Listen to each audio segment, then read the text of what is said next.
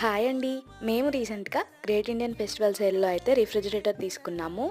Samsung 301 litres double door refrigerator అయితే తీసుకున్నాము.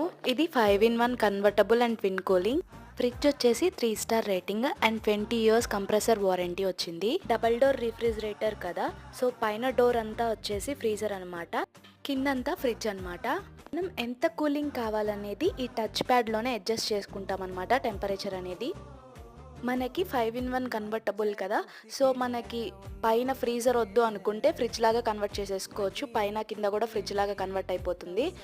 మనకి ఫ్రీజరే కావాలి కింద కూడా అనుకుంటే మొత్తం ఫ్రీజర్ లాగా కూడా కన్వర్ట్ చేసేసుకోవచ్చు. పైన డోరు కింద డోర్ కూడా. మనకి ఎక్కువ అవసరం లేనప్పుడు పైన ఫ్రీజర్ ఆఫ్లో పెట్టేసి కింద ఫ్రిడ్జ్గా కంటిన్యూ చేయొచ్చు. మనకి ఇందులో ఐస్ మేకర్ కూడా ఇచ్చారు. 5 to 10 మినిట్స్లో ఐస్ క్యూబ్స్ అయితే రెడీ అయిపోతాయి. దాన్ని ట్విస్ట్ చేస్తే కింద ఉన్న బాక్స్లోకి అయితే ఐస్ క్యూబ్స్ అయితే పడిపోతాయి.